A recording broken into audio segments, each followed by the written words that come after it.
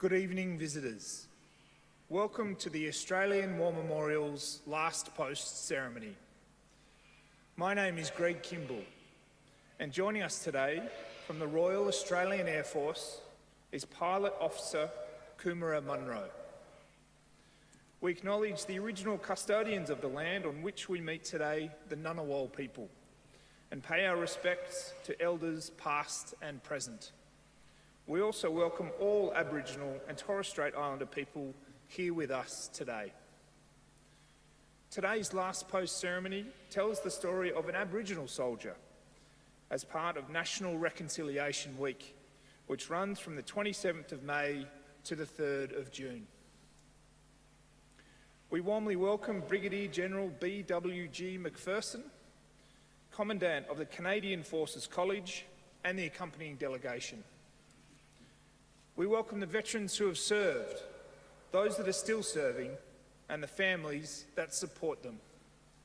We acknowledge members of the RSL and Services Clubs Association, RSL Victoria and RSL Queensland who are watching the broadcast of this ceremony across Australia. During this evening's ceremony, wreaths will be laid at the base of the Pool of Reflection by visitors and students on behalf of John the 23rd College, Secondary Department, Mount Claremont. Please stand and join in singing the National Anthem.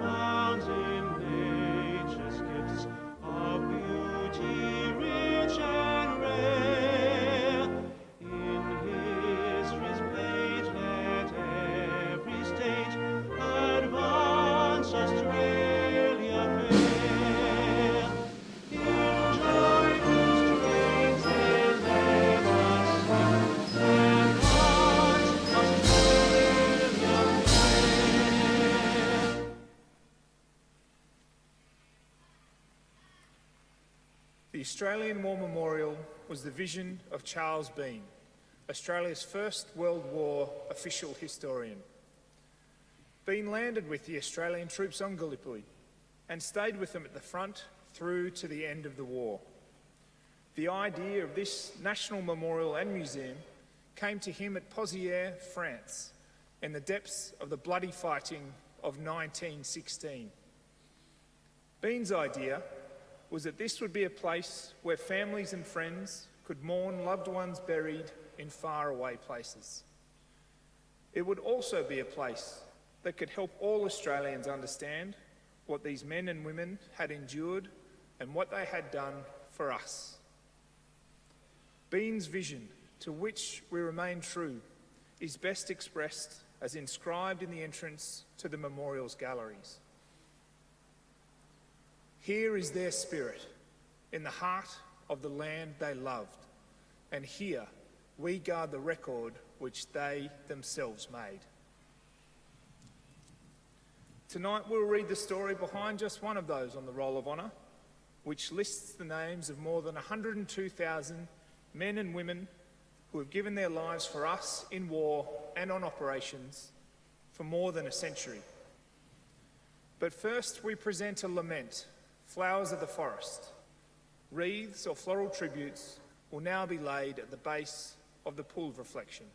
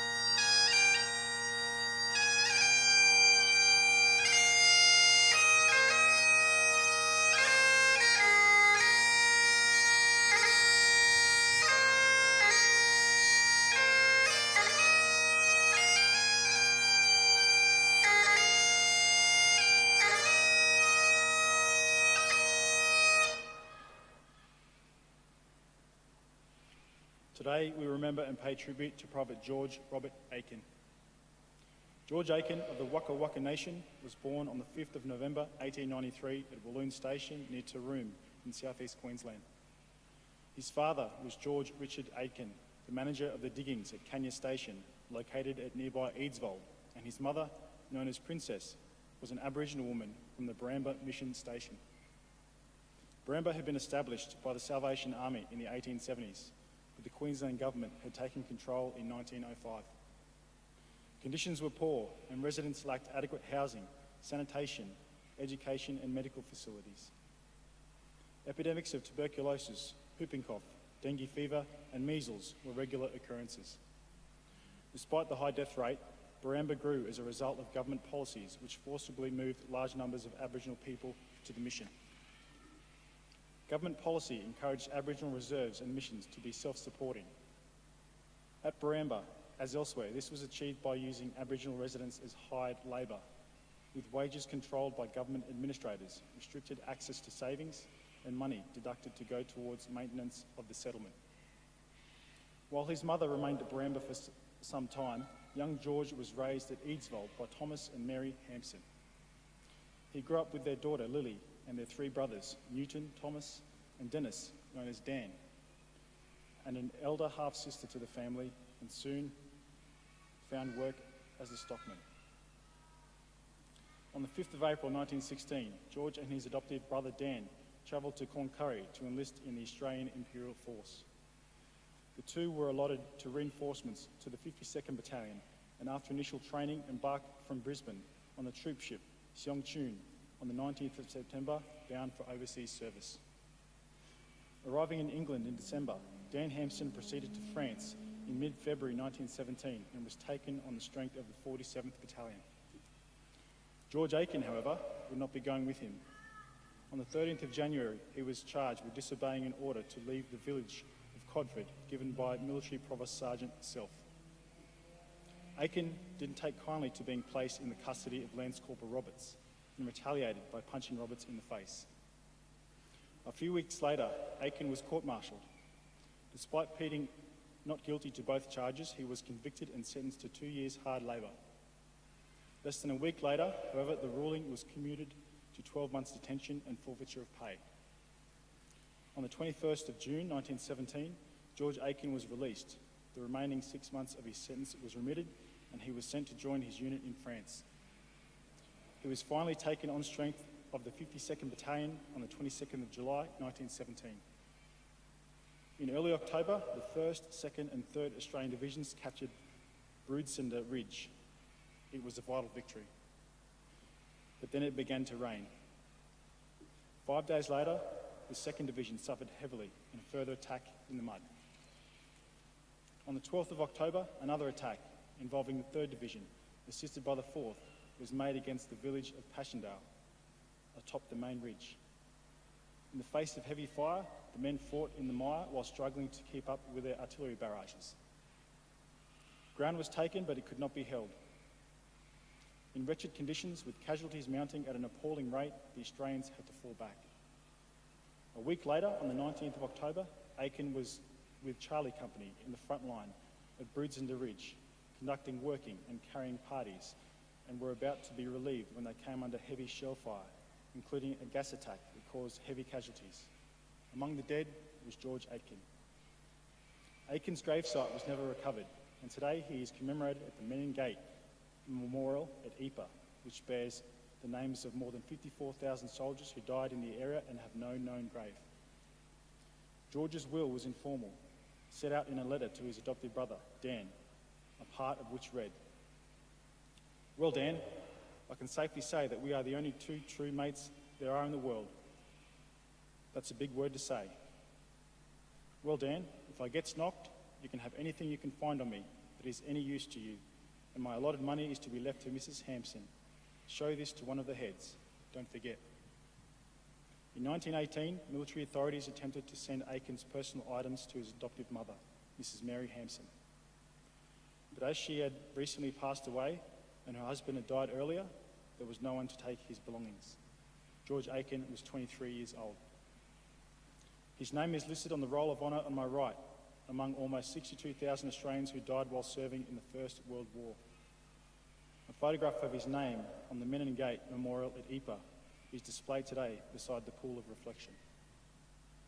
This is but one of the many stories of service and sacrifice told here at the Australian War Memorial. We now remember Private George Robert Aitken, who gave his life for us, for our freedoms, and the hope for a better world.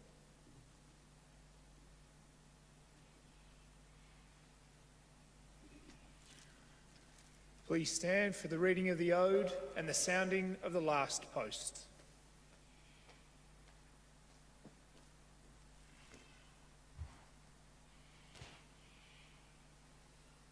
They shall grow not old, as we that are left grow old. Age shall not weary them, nor the years condemn. The going down of the sun, and in the morning, we will remember them. We will remember them.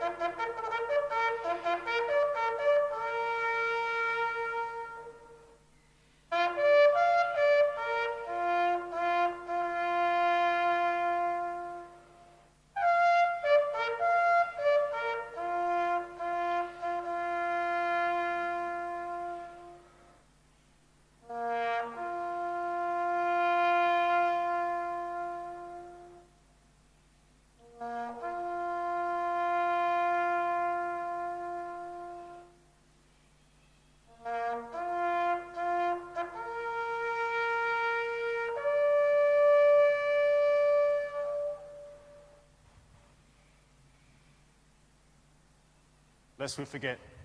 Lest we forget.